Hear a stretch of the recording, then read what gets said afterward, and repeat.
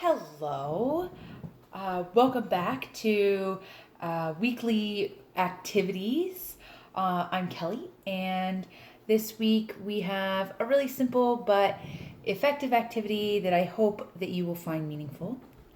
Our church this week is celebrating Healthcare Workers Week, and in conjunction with the recent 200th birthday of Florence Nightingale. And so, considering what's happening in the world right now, we're paying a lot of attention to those who work in the field of healthcare and other things that are on the front lines. So, it seems fitting that this week's activity fit along those veins.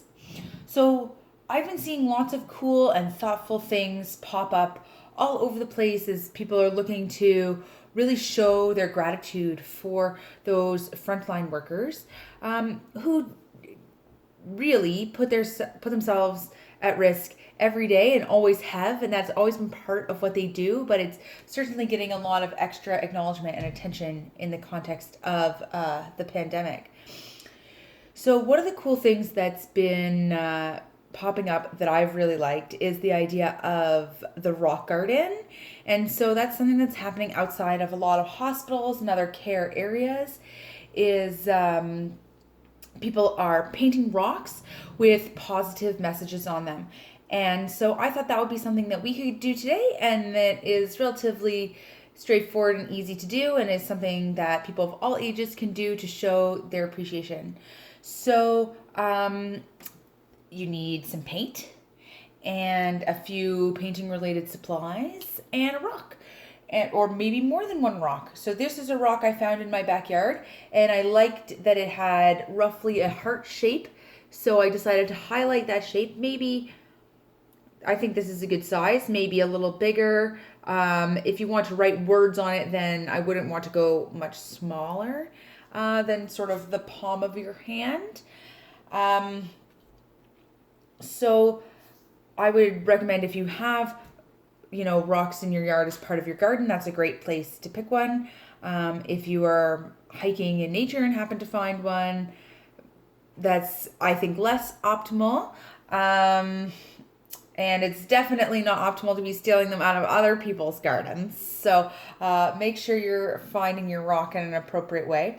If you're a Trinity member and you would like a rock and you don't have any, get in touch with me and let me know, and I'll see if I can procure you a rock to make this craft happen if you would like to do so. So the first thing you need to do is make sure that your rock is clean. Painting over top of soil or sediment doesn't work very well. So give it a little scrub, like with your potato scrubber brush, and let it dry. And then once you've let it dry, pick a color to be your base. So here you can see I've picked a light purple color.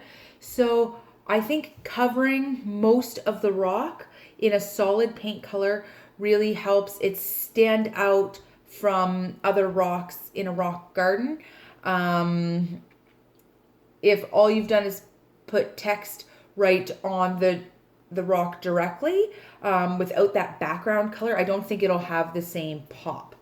So I've picked a light purple, and because I thought this rock is roughly shaped like a heart, so I highlighted that in the shape that I made my background.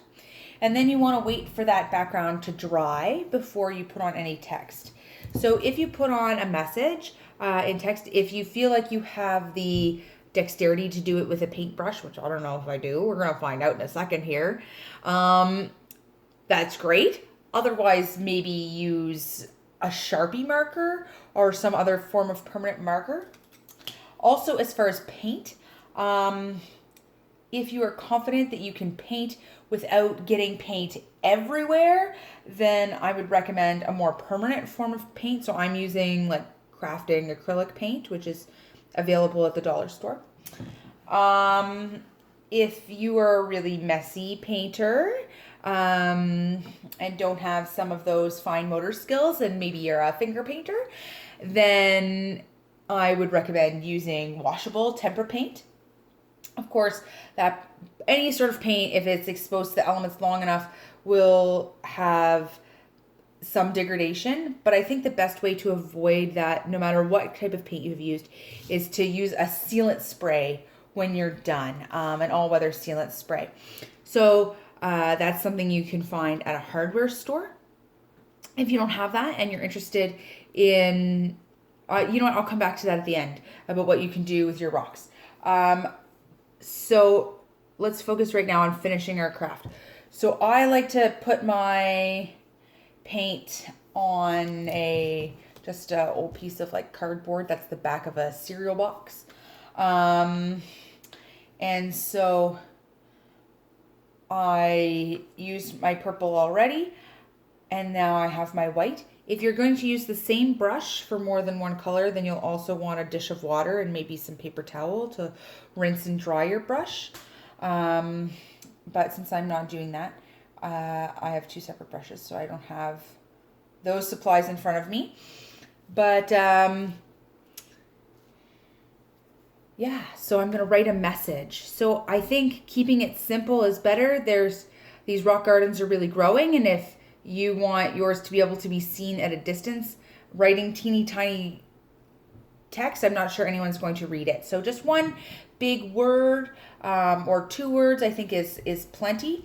So I think I'm gonna stick with thank you, because I believe in gratitude really strongly, and I'm really grateful for the work that these people are doing. So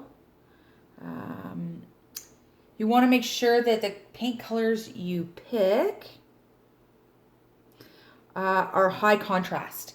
So that way your text really shows up against your background. If you pick a dark blue background and then black over top of it, it might not show up as well as if you had a dark blue background and then white over top. So I was worried about this light purple. It's my first time using it, but now that I'm painting with the white over top, I can see that it's going to show up just fine. So that's great. Like I said, make sure that your bottom coat is dry before you start trying to put text over top. So you can just do that by touching it with your finger and seeing if it's tacky. If it comes off on your skin, then it's not ready for paint. But if your finger comes up clear, then you're good to go. And you can help it along just by gently blowing on it, that moving air. I'm doing that thing where you make the first letter really big and then you run out of space by the end because I didn't block it out. That's okay. So there we go. I've got the word thank. It's not perfectly spaced, but there it is. Thanks across the top. And I'm going to maybe just put a big letter U on the bottom instead of writing out the whole word. Usually I'm into the proper grammar form of things, but I think there's some artistic license you can take on a little project like this. So thank you. Smile. Stay safe. You rock. I think that's particularly clever.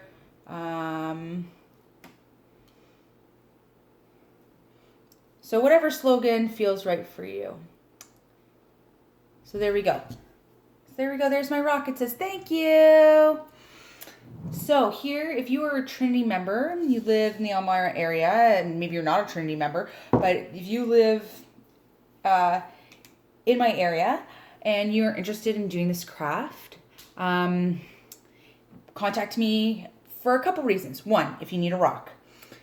2, if you have a rock but you don't have paint or supplies, I can help you get those.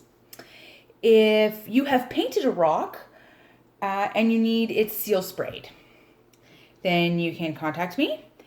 And then also you could contact me if you've painted a rock and you've seal sprayed it and it's ready to go, but you don't know where to take it. And so if maybe you have a friend who works in the healthcare setting that you could send it with, but if you don't have someone you know, then you can contact me and I will get in touch with you and we'll set up a porch pickup. I'll pick it up from your porch or the end of your driveway, and I can make sure these rocks get to a healthcare rock garden somewhere, or get to someone who can take them there. So feel free to send me an email at my church email address, or drop me a comment in YouTube or on Facebook or wherever you saw this video.